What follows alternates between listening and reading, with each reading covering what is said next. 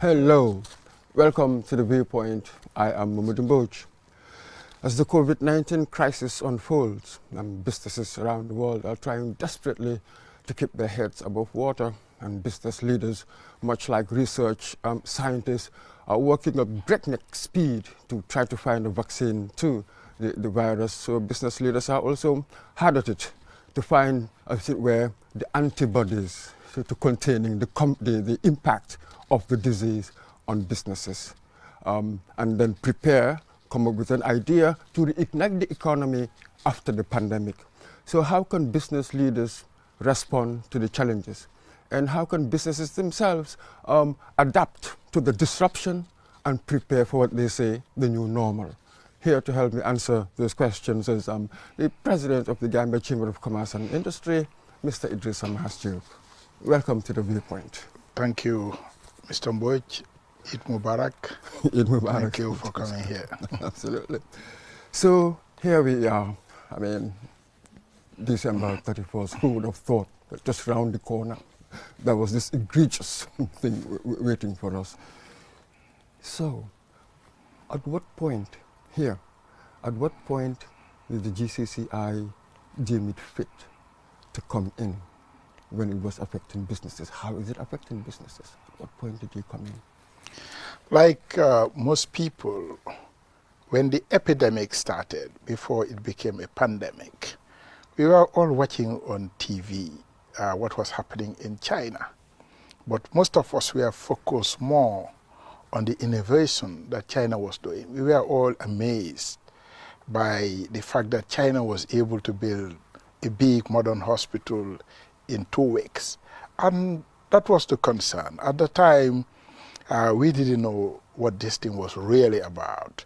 And then further down, we saw that Wuhan was closed. For the first time in our recent history, a huge city was just closed for business. People were locked down in their houses. So we all, at the same time, started getting worried.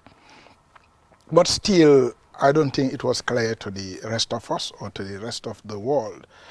You could hear from the remarks by President Trump and the British Prime Minister. Everybody thought that this is a Chinese problem. Actually, it was called the Chinese disease.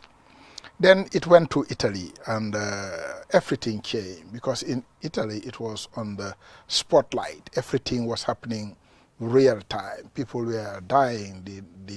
The health system was overwhelmed, and that became a concern. So we were all, like the rest of the world, around January, becoming too alarmed with what is happening. And for the GCCI, when it came to Senegal, the first day that Senegal announced their first case, we convened.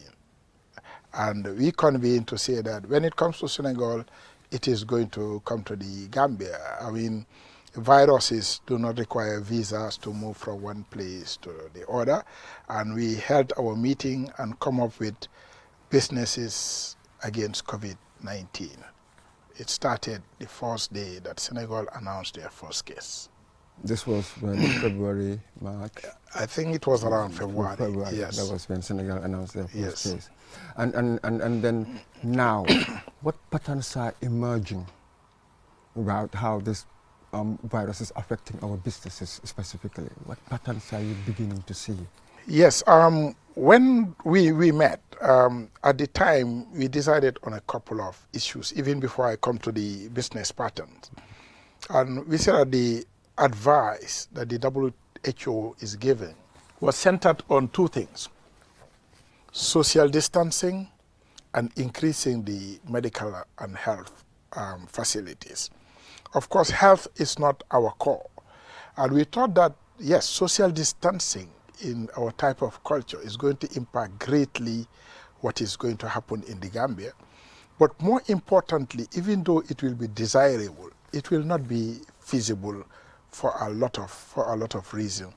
So we met at the level of chamber and said that, yes, before we even talk about the issues of businesses, the first thing is, what can we do to help with the health system?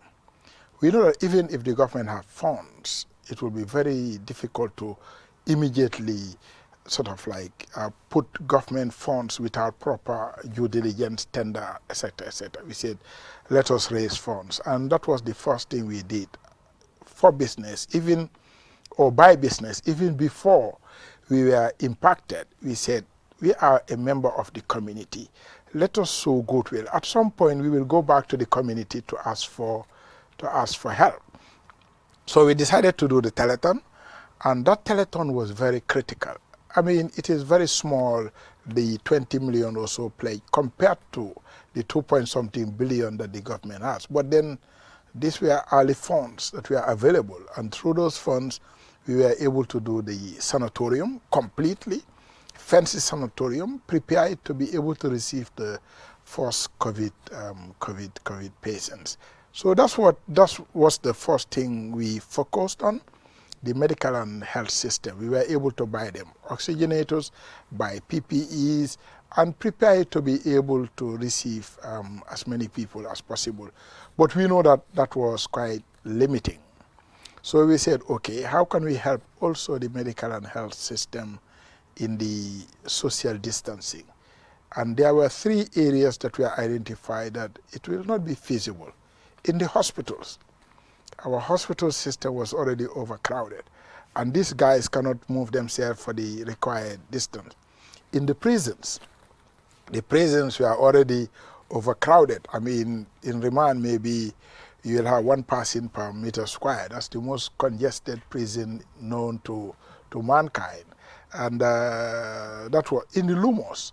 So those places were not easily, social distance.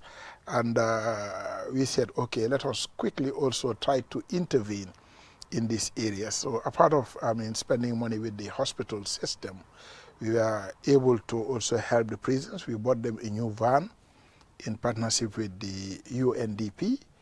We were also able to enable the Lumos to work, because most of the Gambian businesses are small and medium-sized businesses.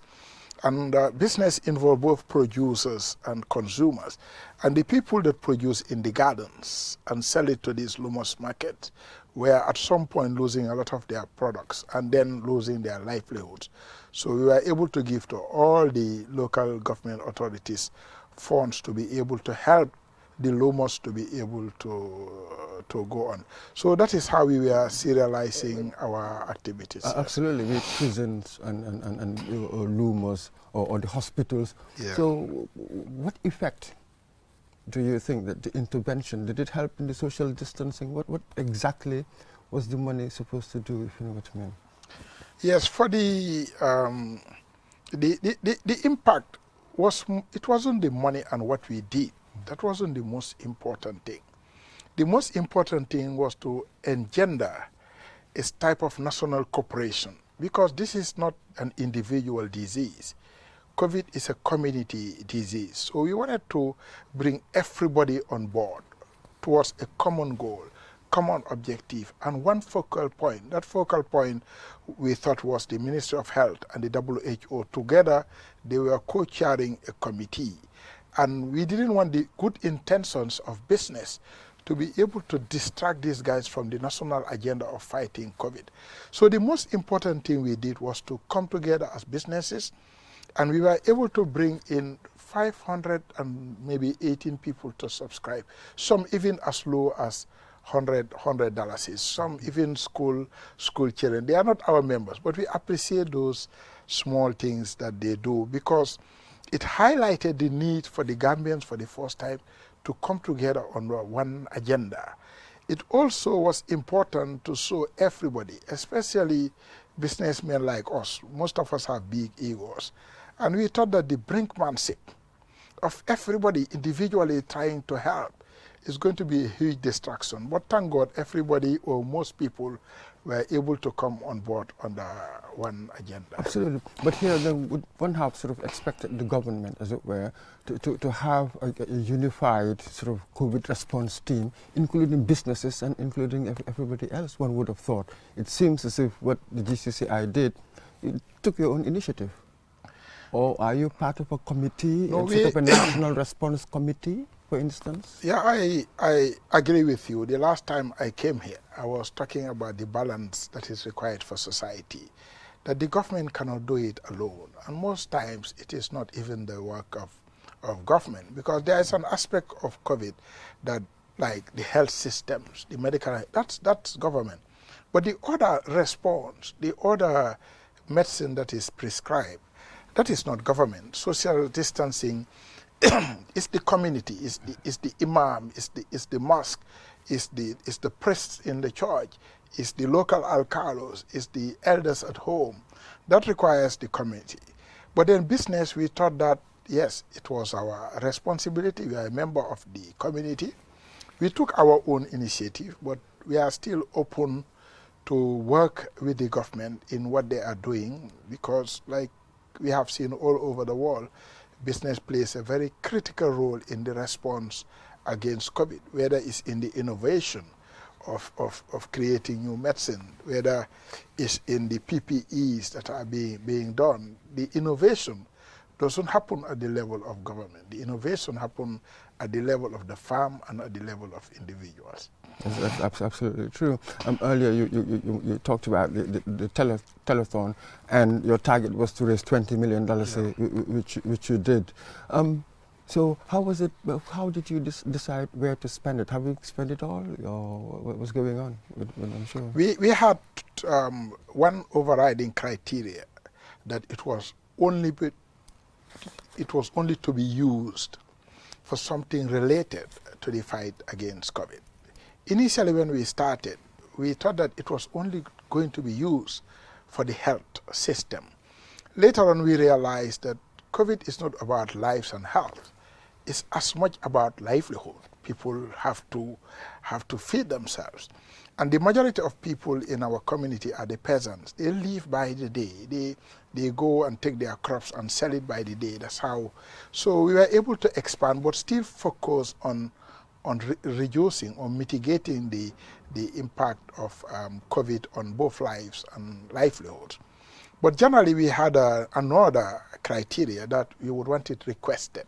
So anytime the Minister of Health, through the Director of Medical and Health Services or through the CEO at the hospital, make a formal request, we go and implement it on our behalf, because we are not constrained by the public procurement thing. So we were able to really quickly impact. Like I was saying, the first patients were taken to sanatorium. The government system would have been much longer to be able to respond. We were able to respond to the demand made by the local authorities. During a meeting at the National Assembly, they made a direct demand that people are not going to the Lumos, and I mean, at some point they cannot stop them. They have to feed their families. We were able to make that. There are things that we ourselves determined that we should do, like the response, because we thought that the prison was a big epicenter or potential epicenter for COVID, and we decided that we wanted to do that. But it's all consistent with the agenda of the fundraising towards helping mitigate the impact of COVID-19. Absolutely. And I wonder, individual entrepreneurs, individual businessmen, your members, for instance, faced with this really terrible circumstance that we are in, I wonder, do you have the structures where you can call for advice? What services providing for business people? That's the next thing. After helping the health system, the next thing we would do is how do we help our members? How do we help people that work for our members? Remember that most of the employees in the Gambia, they work for the private sector. Both me and you work for private businesses. And if you want to do social distancing in offices, all our offices were on lockdown as well.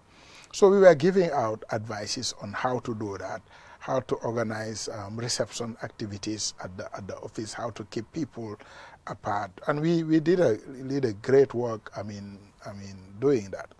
But also, more importantly, we thought that it will be necessary to tell government how to help us, because there are lots of issues that are very common to all the business, even though the problem is with businesses, the solutions are with the governments. We can come back to that, like those solutions. But then that is the advocacy. We have been trying to engage the state, both the Minister of Trade, Minister of Finance. We understand that they are constrained, but then I think that's where we need more cooperation, because there are a couple of areas which I want us to drill down where the government has to innovate. They say that necessity is the mother of invention. And people are creative when they solve the wave of uncomfortability. The COVID came. For me, and people don't really agree, it's a health problem, but it's more a socio-economic problem. COVID has really exposed the limitation of the current system we have inherited from colonialism. At some point during the COVID, during the Ramadan, all the sour milk that was coming from the Senegal was stopped, and there was no sour milk in town. So it has brought to light, or it has revealed the state of our abject poverty, and we have to innovate. And that innovation must be done between both the government that controls the conducive environment for innovation and the private firms that would require to innovate to survive. That's precisely it. So what would you like to have seen government do? What policy innovations? Because really, they make the laws. They lay the ground where businesses operate. So what kind of policy innovations can one sort of expect from the government at this time? We congratulate the government for the immediate response to giving out rice, charity. Like I tell people, charity is important and it's useful because it solves an immediate problem. But in the long run, I don't think charity is that useful. During the Ramadan, we needed that. We needed that intervention from the government, and we are very generous. As Gambians, that the unfortunate in society, we are given that. But then it brings me to first the structure of our economy. Our economy depends on two important things, on tourism and on remittances. Both depends on the performance of economies outside of Africa. The tourists that come, they come from Europe. And immediately when the COVID pandemic started, was announced, the tourism industry collapsed. That is almost 20% of our GDP. And then the other problem is the problem of remittances. The Gambians that send money to, that lives in the diaspora, they are also heavily impacted. The people that live in New York, which was an epicenter, the people that live in Spain, which was an epicenter, they were all heavily impacted. But the other problem, apart of the fact that these two have collapsed, and maybe we can get support from the World Bank, there was another problem for the Gambia. It's a structural problem. Is that most of the things we consume are imported. And I tell people, anytime you import anything into our country, whether it's food, drinks, you are exporting jobs. So the food that we produce or we eat is imported. And then there were specific problems related to that. First, we're having problems to ship the currency that is in the Gambia. The organization that used to, or the firm that used to ship that, Travelex, I'm sure you are aware that it is completely almost bankrupt now. That is an issue. So it has impacted a lot of the banks, and it's going to impact future importations. So we have specifically asked the Minister of Finance to see how they can help the local banks meet all the pending LCs, especially LCs related to what I call important commodities. So we are yet to receive. That was the first thing. The second thing was that a lot of firms, especially in the tourism sector, they had to lay off their people. No, they didn't lay off their people. They have to maintain them in employment without any revenue. So we wanted the social security to give back a little. We've been putting our money as pensioners, as employees for quite a long time. We thought that it was an opportunity for the Gambia to do something very big and sort of like not only waive their social security contribution, but help the tourism industry pay for the 3 months of all these workers that were distressed. I mean, so we have also recommended that to the Minister of Finance, because the Minister of Finance is the ministry that supervises also social security. We have also mentioned to them that they should waive the payroll tax. Because if I want to maintain somebody in employment and still pay the payroll tax for them, it's going to be very difficult. And times like this, we don't want the economy to stop completely. We want to be able to restart by people being maintained in their jobs so that when the COVID just evaporate one day, I mean, we'll be able to restart the economy without much distress to the masses. Absolutely, and President Barrow has also announced the tax relief, I think, for retail businesses. I think the returns, the tax returns of 2019, we didn't have to pay it until the second quarter. Yeah. But when we also consider that, for instance, perhaps 80 or 90%, I don't know, but quite high percentage of our economy is in the informal sector. So they don't pay taxes. But again, they'll bear the brunt of this pandemic. How can the GCCI help this informal sector in that way? I'll tell you, if you were in a system where everybody pays the tax, these guys would be below that level where they should pay tax. Even in America, there are people that they even get tax return. They don't pay tax because their income levels are too low, and where they pay tax, the tax is given back to them. It means that most of our people, they are below the poverty line. They are individual businesses that they are not formalized, but that's not the problem. It's not that they are not formalized, but then also the value addition is very low. They don't earn much as well. So where can they get help? And you know, yeah, these guys, the devastation, really, the economic. They require help, and that help was done by the government. The government was able to come and intervene and give them help. But I think beyond that, in the other phase that we're recommending, how do we restart the economy? We have to address the issue of poverty. We have to address the issue of structural poverty of all these people below the line. How do we bring them on board to mainstream what they do? And that's where we would require innovation, because the COVID reveals where we are. It reveals our dependence on imported food. It reveals our dependence on importation, which has its problems. It reveals our dependence on industries like tourism that can just overnight evaporate. Every tourist left the Gambia within 1 week. And you cannot have an economy that is structurally dependent on very fragile sectors like tourism and remittances, which just simple international decisions can make them go away. And that's the next part that we hope both the businesses and the government would work together to reinvent, like you're saying, the new normal. In this new normal, nothing is normal yet. So we have to co-create that new normal in the way that we want. And that is actually the challenge that we have today. That's it. So can one, for instance, right now sort of espy what this new normal might look like? For instance, we are seeing now the greater role of technology. Who would have thought the video conferencing or the Zoom now, or a lot of people even in the West working from home, that sort of thing?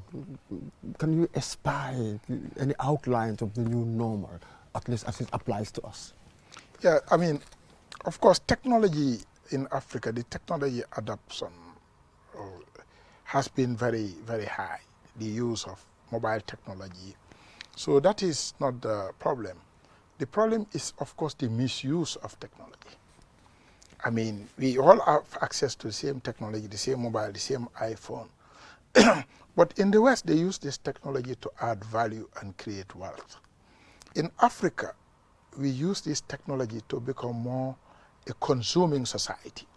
Because the content in the internet, we are not creating the content. We are just, one way or the other, we are paying for it. I mean, it has always been the case, even before the advent of the IT, information technology. The world has always used technology to increase their product yield because, I mean, technology increased the food productivity all over the world to be able to feed their population. We have never been able to learn how to do that. So I'm really worried that we have to first change our mindset. And if you look at the the EU grant is that the GCCI and the EU has decided. We launched that about thing last week. It's a $28 million grant. It is not much in terms of quantum value, but it's a very important grant because it's the first time we are trying to change mindsets. We have to change mindsets at all levels because we have inherited a system that forced us to be consumers, and the production was done in Europe. Whether it's gold, gold from Guinea, our groundnut was exported to Europe, it comes back and we consume it. So the value added has always been done outside the Gambia. And we have to innovate. If we have to learn anything from COVID, when you say that somebody is educated or you have learned something, it means a couple of things. That the way you think has changed. It means that the way you feel has changed. The way you used to do things must change for me to be able to ascertain that you have learned something, because you cannot continue and learn something and continue doing things the same way that you've done them, before. So in this new normal, it is only new when we do things in a new way. And that is where the challenge is. How do we build up some type of food security in the Gambia, in the things that are consumed most? In how do we build our basic cereals? How we go into industrial farming of cereals? How do we go into poultry farming, into dairy production? There are a couple of things that we have to do as a matter of strategy, national strategy, because we have to, at some point, depend on ourselves. Yes, so and this the new base normal there is mindset, isn't it? The base is mindset. you Hence, change the perhaps mindset. why you're spending this money on the creative arts, arts and culture, and sports and the like. And I was telling people that we always confuse culture with tradition. Yes. Tradition, Absolutely. it doesn't matter. We use hoe.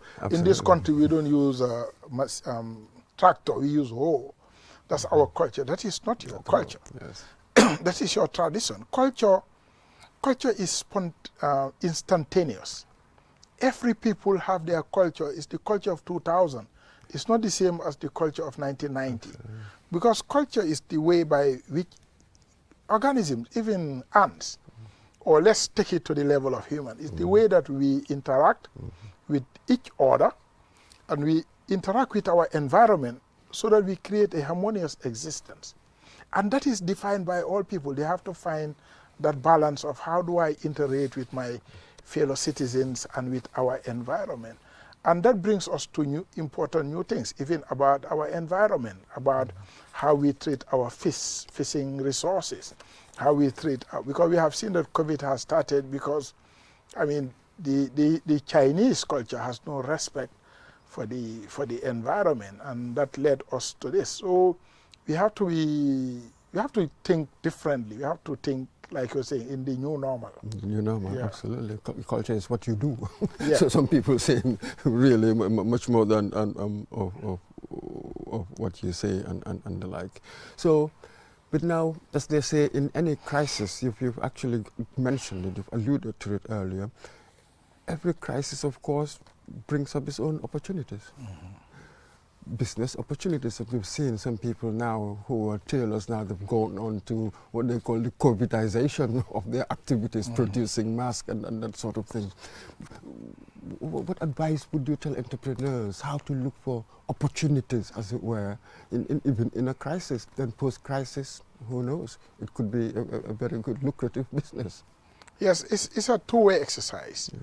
I mean, what I call the factor conditions, those are controlled by the state. Every state would determine whether our economy is going to be productive economy or dependent economy. And there is a certain factor conditions that the government can create in what we teach our children in school. We have to change from the notion of certification to the notion of competence, because all over the world, people don't ask you what you have studied. They ask you, what do you do? What can you do for me? I mean, if I want to employ a tileman, I ask him, I mean, what can you do tiling? I don't ask him what's your. So we have to develop an education system that is very, what I would say, innovation oriented, and it's only then that we will have the response of the farms and individuals to exploit these opportunities. But these opportunities, they have always existed, and we have to. For example, we have always needed food. We've needed fresh food, but these opportunities, they are not exploited by. The Gambian doesn't have that conducive environment for our population that are unemployed, that could exploit that, because the environment is not there. There are no protection when it comes to trade. We obey the WTO rules by the book. When America doesn't, when China doesn't, when Europe doesn't, when everybody in the world is trying to reimagine a world whereby you are protecting yourself. And post-COVID, we're going to a more nationalistic period. People are going to defend their jobs. People are going to encourage their local industry. So we are hoping that on one side, the government would create that conducive environment for people to be able to innovate. And how do we do that? For example, you take the case of dairy production. We have lots of cattle in the Gambia. If we were to just go through a painful period for 1 year and say that, I mean, we will not import any dairy product, you'd be surprised how the Gambians would rise up the challenge of producing yogurt and milk and pasteurizing them. It's just an example, but there are certain key things that, because they are easy to do, we should take the difficult task of creating that environment by force. It will be painful for the elite, because it's only the elite that are into this imported food, pig milk and all that. But then it will create opportunities for the larger population. That's it. So, but who would have to jumpstart this change? Because you might have a situation where after the COVID, governments go back to doing the old ways of economics, running the government the old ways, whereas it may not even help these changes that will need help for it to blossom, to grow into something else. What can you do about that? It depends on government. What influence can you have? Yes, we will continue to engage the government. One good thing now in the Gambia is that we can talk to the state without favor. So except you censor yourself. And even during the old days, I always tell people, I always used to quote Wole Soyinka, who said that the man died in whosoever keeps quiet in the face of tyranny. And we have to be able to engage our government. We don't have to be self-censored. And then we have to increase our level of advocacy for local production. Production is the only way, production and productivity is the only way that we can increase our GDP and therefore our GDP per capita. Of course, government wants the same thing, we want the same thing, but we have to together to sit down. And I'm hoping that the Ministry of Trade would challenge us more. We have to sit down, because this problem is a problem of the Gambia. It's not us versus the government. We are in this thing together.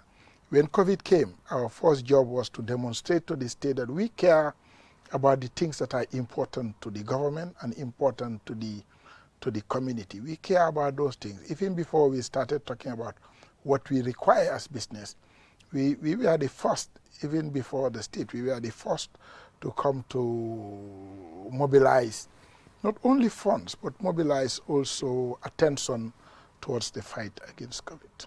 That's it. And these things, what ordinary people say, it's about enforcement. For instance, most people would tell you when they go and buy some of these commodities in shops, normal shops, everywhere, they keep on complaining about the prices have gone up.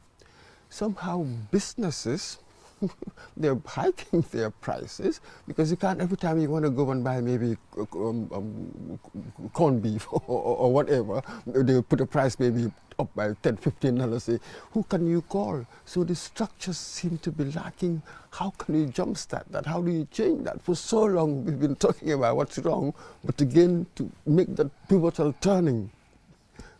I want to quote a well-known Gambian economist who started a business here called Jimpex. You might know him, Mr. Jani. Yeah. I watched him once said that price control is equals to scarcity. Because when you want to control or maintain price, you have to control the factors that influence price. The factors that influence price, the most important, because you don't produce them, is the price that you acquire them outside. If the conditions change outside in Thailand, all over Asia, these people first would have to think of themselves, and conditions have changed, prices might change. But for the Gambia, the most important driver of price is the forex. So if you want to maintain prices, because the dollar value of prices in the Gambia rarely goes up, is that when the dollar collapses and then is equated into dollars, then the prices go up. That's why also in the chamber, when COVID started, we went to the Minister of Finance to tell them that Gambia has about 4.5 months of import cover, which should be used in the event of emergency. Why can't we, to stop prices going up, to stop the dollar depreciating, we should be able to use this somehow to protect the dollar value. That's the only way you can protect prices. Otherwise, with price control, eventually people don't sell things and not make money. They will just stop. We have seen it in Ghana. We have seen it in Russia. Everybody has stopped trying to control prices. So you control the inputs that go into those prices, forex, and then you open up the market genuinely for competition. Absolutely, but some people are saying this was quite interesting because most businesses, especially in the liberal economies, they want more the market, for most things to be left to the market, and yet right now everybody's running back to the state. It's a quite remarkable situation that for businesses you actually need very good, strong, workable states, not dictatorial. It doesn't have to tip the line, but you need strong states. It seems as if the market... the market and the state, they are not, is good. It's not one against the other. You need a state. You need a state because without a state, you have anarchy. So we need the state to be very strong.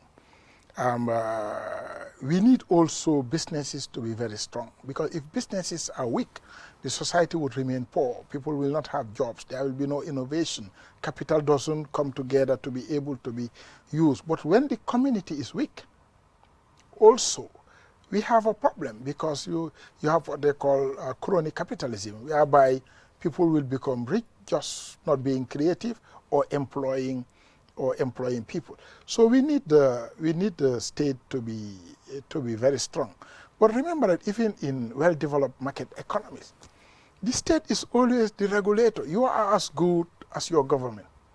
The state plays two important functions, especially in our type of society. The state is the biggest spender.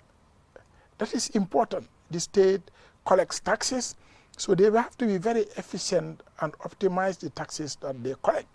If you collect too much taxes, Ibn Khaldun, or what they call the Leifa Khaldun curve, has shown us that at some point there is this incentive for people to pay their taxes.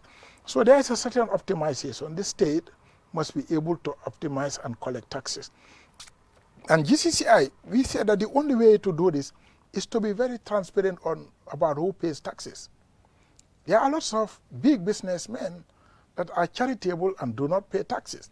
So what we tell people, even as Muslims, in the Quran, zakat, which is an individual tax to the state, is obligatory. Whilst charity is not. So we are saying pity would be no more if you have not made them poor, Alexander Pope. So what we are saying is that, yes, the state must be strong, must be able to optimize all the tax collection. It doesn't mean increase tax, but then extend the basket so that everybody pays taxes. And I know it's a lot of contradiction even within the GCCI, trying to get everybody to do that. The other one, the state must spend responsibly because we pay tax, therefore we have a claim to ensure that the state is spending. But that's not how the state controls the market. The state controls everything. In the interest rates that you pay, they control credit. The state controls credit and they print money. So at the end of the day, it is the state that determines whether an economy is productive or whether an economy is non-productive, is in a deflationary mode. So we recognize the role of the state. But what we are saying is that the state and the business, we all want the same thing. We want a society that is affluent. We want development, because if the buying power of the people increases, everybody benefits. And we are hoping that there will be a new era of partnership between the government, the community, and businesses, whereby it is Team Gambia that is competing with other economies. Internally, we are all on the same board, trying to do the same thing. I hope that will be one of the biggest lessons of COVID-19. Absolutely, and mentioning there Ibn Khaldun, I understand that a lot of members of his family died during the Black Death and on the pandemic, 1400s. Yes. Quite fascinating there. So, but now, given the response we had to do with this COVID-19, what can be learned from what we had to do, and again, what we had to stop to do? A bit, two parts here. What can we learn from what we had to do to respond to this as a business and in businesses and everywhere? We have to have more medical and health businesses, because health is important. And all over the world, all the innovation, all the people discovering vaccines, making medical equipment, investing in hospitals, these are private businesses. And we hope that after this, Gambians would invest more in the medical and health businesses. It's not only and COVID has taught us something very important. When the people that could afford it, anytime they are feeling sick or unhealthy, they go to Dakar or they go to the West. When COVID came, all the borders were closed. And I told you before, increased nationalism would be one of the consequences of COVID. For people to just move, it will be difficult. So we have to be each other's keeper. We have to be our brother's keeper. And I hope that after this, a lot of people would invest in the hospital system. What we have in the Gambia, and I was making this thing very clear, preparing a room with beds doesn't make it a hospital. You know, because a hospital is an ecosystem. It has doctors, it has nurses, it has hospital engineers, it has orderlies, it has cooks, it has pharmacists, it has a lot of things. So when I say hospital, I don't mean a hospice. A hospice is a place where people go and they are not cured. Mm-hmm. I'm talking about a place where when you go in, you don't contract a new disease. When you go in, you come out better than, or at least cured for the reason that you went. And I'm hoping that the private sector would come to that. I'm hoping that immediately post-COVID, the government, like the incentive we used to give to the tourism industry, both JIPA and the hospital system, health investments should be the focus of all. And I think that should change. The other thing I think should change, we should identify 5 commodities that we become self-sufficient, and quickly, because fisheries is one of them, poultry is one of them, dairy is one of them. We have to look for a cereal, whether it's corn or rice, that we can develop, both the government the private sector develop a system whereby we become self-sufficient to be able to then export to other people. We have to do this thing not because it wouldn't violate some WHO rules.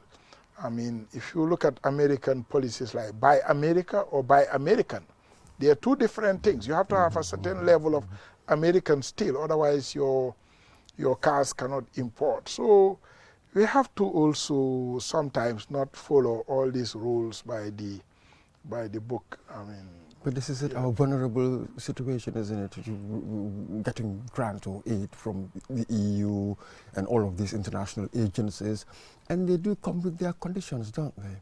So how do we wean ourselves, as it were, off the sort of largesse which will make you sort of really be listening to them, be obedient to some of what they say, isn't it? Yes, like I was saying, that there is charity is good, but a charity or an aid that would always make you need that aid, that is false charity. And false generosity, it is not false because it is not useful. It is false because it doesn't change the condition that made you need help in the first place. So we have to now, when we beg for food because they might not want to give you money for productive purposes. Then you use some of it for capital formation or use it towards production. But we have to change ourselves. We cannot expect that somebody outside who has their own problem, Europe has their own problem, America has their own problem, the highest level of unemployment now since the Great Depression. They have their own problems. So we have to have homegrown solution. But any solution that doesn't involve the majority of the people getting out of poverty through production, through using human effort to add value to things. Because we consume a lot. Luckily, 30% or so of what we consume are paid for by our children outside. Mm-hmm. They would remain very, very generous to us. Mm-hmm. But we have to use some of that money to be able to also, try to build up local resilience. Yeah, absolutely. So now we're really coming towards the end of the program.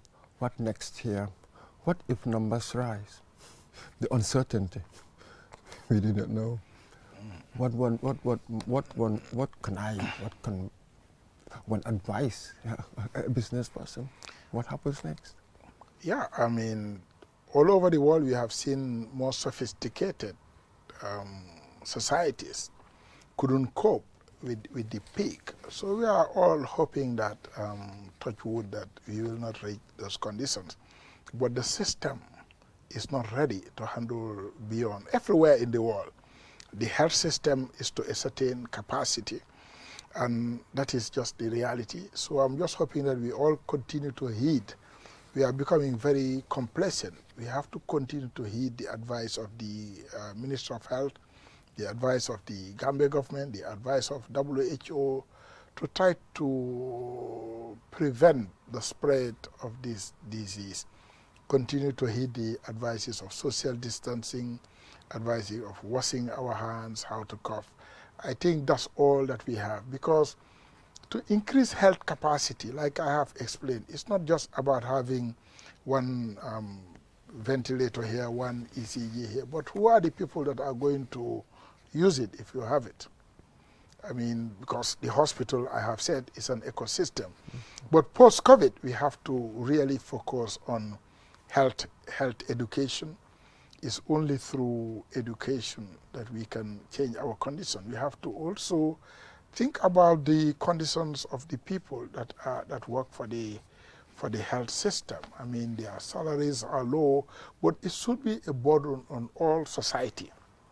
If we are to take a bigger portion of our tax revenue to giving them, we have to be able to prioritize which professions are required most by the community. How do we get the job of the community done?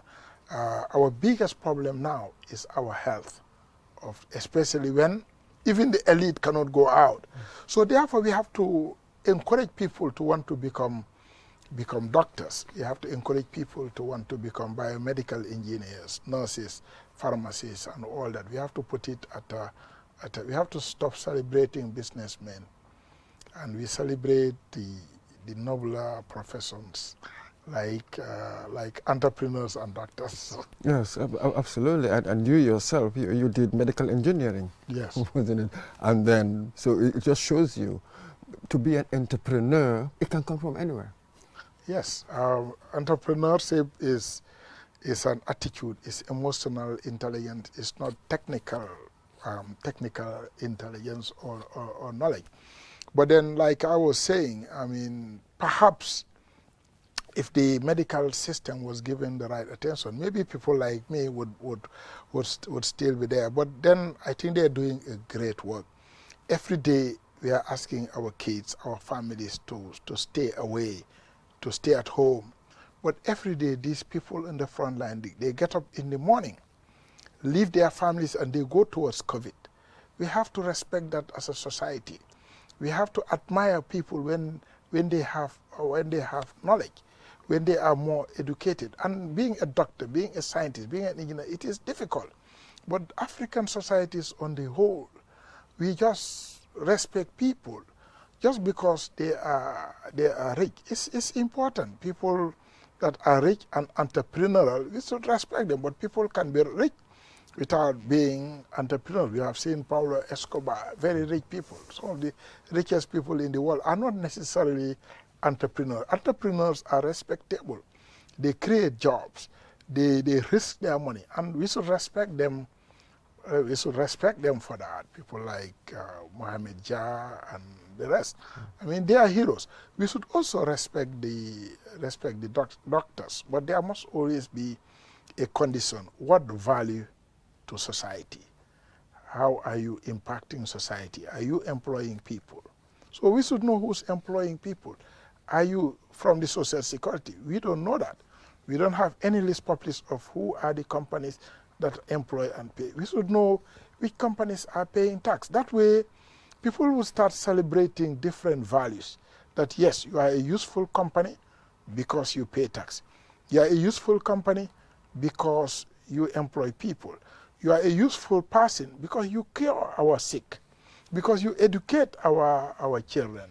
And I think those things we do by the entire change of culture. Like I was saying, culture is everything. It's culture that determines what a society celebrates or what they don't celebrate. Yes. Absolutely. And when we look at the profession like the teachers, you look at their salary, you look at their condition, even their status, and yet what the role that they provide in the society, the role they play, is hugely significant. Yes. It makes all the difference. And yet we don't have that respect for them. So that orientation, as it were, you're talking about the reorientation, it should be quite a long ride. Yes, we have to orient, give them the due respect, but as a community, we have to give back. We have to pay them the right salaries. We cannot just expect people to go and volunteer. When they go to school, some of them are much smarter than the rest that pursue other subject. And still, we don't give them the right recompensation. We have to compensate people, right? But more importantly, we have to recognize the type of what I call the métier, the type of professions that add value into making society a better society, teaching our children, curing our sick. These are very important professions in our society, yes. Absolutely. Thank you very much. I'm often reminded of that saying that teachers were like candles. They burn themselves to give us light. Thank you very much, Mr. Idrissa Mas Diop, for joining us on the Viewpoint today. It was quite instructive, having the discussion with you. And thank you very much, viewers, for joining us on the Viewpoint. I'm Mahmoud Much. Until next time, goodbye.